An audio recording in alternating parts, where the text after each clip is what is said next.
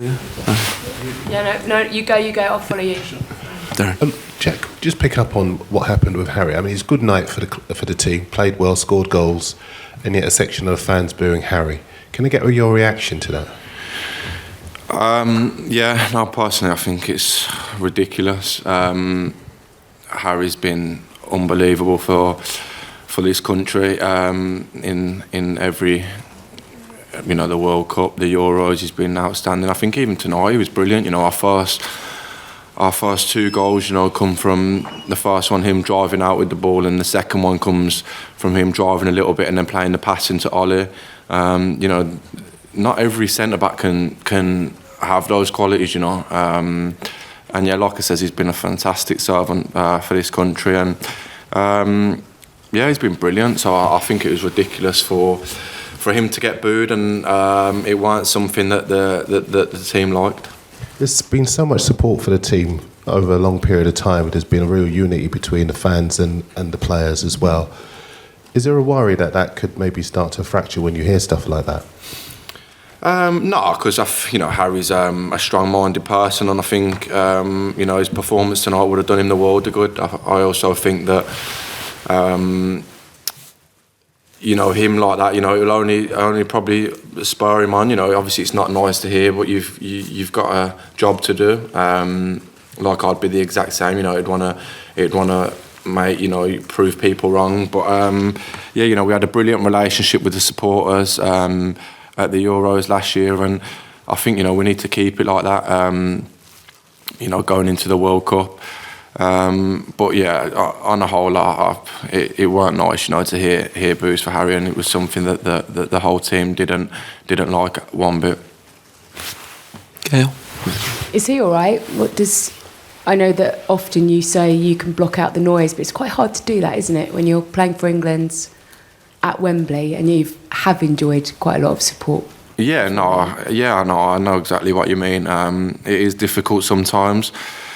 Especially off England fans, you don't mind it, off opposition fans and stuff like that. But when it's your own fans, it is a bit difficult. Harry seemed fine. Like I said, he put in a brilliant performance tonight. I think he was one of our best players. Driving in with the ball, especially in the first half. When it was difficult, when it was 11v11. Like I said, he was brilliant tonight, and he seems fine in the changing room. So I'm sure he's all good. Okay, we've got time for a couple more, and also those joining on Zoom. Just give the mic to the back there. Thanks. Evening, Jack. Obviously, congratulations on the win. Played well yourself as well. I just want to quickly ask about, you assisted Raheem for the goal. You had a little joke, it looked like, laughing with each other. Can you tell us what was going on there? No, I just said to him, "There's any chance you're passing that to me?" Because obviously he went running through the pitch, but I know what Raz has obviously got brilliant shooting ability. He's scored so many goals. So before anyone picks up on that, thinking that we was arguing, it was just obviously a joke between me and Raz. I just knew that he was still in that position, because obviously he's had the shot on the edge of the box, and by the time the keeper saved it and the ball's fallen to me, I knew he would have moved, a couple of yards into around the penalty spot. So obviously I've just pulled the ball back, and luckily, he's got on the end of it. Hi, Jack. Just at the back here. On the sending off, it looked like you had a little word with the ref. Were you trying to convince him to let Serge stay on the pitch? Yeah, I was. Yeah. In these friendlies, you want a good, a game, 11v11. It's not as if he's just tried to absolutely smash someone, and should have got sent off for it.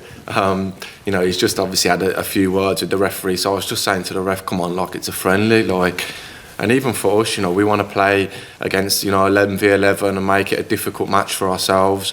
And I do think it killed the game a little bit, when it went 10, when they went to 10 men. So I was just saying to the ref, come on, just leave him. But I think once the ref obviously pulled out his second yellow, I don't think there was anyone changing his mind. Okay, we've got two more. There's here, and then we'll finish with Dan Kilpatrick. Hi, Jack. Well done today. Jude Bellingham, you seem to link up with him very well, and he picked up the Man of the Match award. Have you played with any 18-year-olds that good before? No, I haven't actually. It's scary how talented he is. 18 years of age. He's just so mature. He's built like he's You know, he's my age really, about 26. But he's just got so much technical ability, and he's such a mature player as well for his age. I can tell you one thing: I was nowhere near as good as he was when I was 18. I was on loan at Notts County.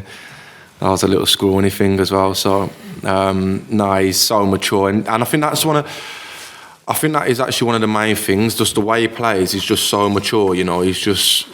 You don't see a lot of kids. You see kids 18, 19 that are talented, but not a lot of them are that mature way about them, a lot on the football pitch, and he's got that. And you know, he's so versatile. He can play in so many different positions. He could play as a 6, a 8, a 10. And yeah, it was good to play with him tonight. I think that was my first time playing with him. I think tonight. So yeah, it's nice to obviously play with a fellow Brummie. Dan. Hey Jack.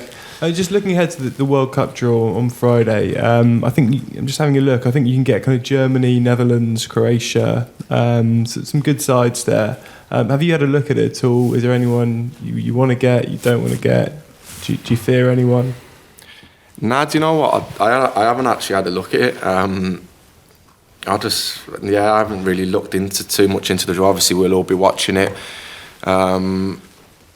And it'll be, you know, it'll be actually quite surreal, you know, knowing that I'm watching a World Cup draw, knowing that I've got a chance of obviously going to the World Cup. I know how difficult it's going to be, obviously, to get into a World Cup squad with the amount of talent that we have here. But yeah, I think as a group, you know, we don't really fear anyone. I think, you know, it was showing our performances. You know, I think I seen something the other day saying that we haven't been beat over 90 minutes since like November 2020 or something like that. So yeah, I think, you know, at the moment we have such a confident group and such a good group of players. You know, a mix of experience and a mix of, you know, younger players. But we just have so much talent. And I was just actually speaking to Connor Cody on the bench then when I come off. And we were actually, and I'm not even just saying this because you guys are here, we was actually just saying how much we love coming away here.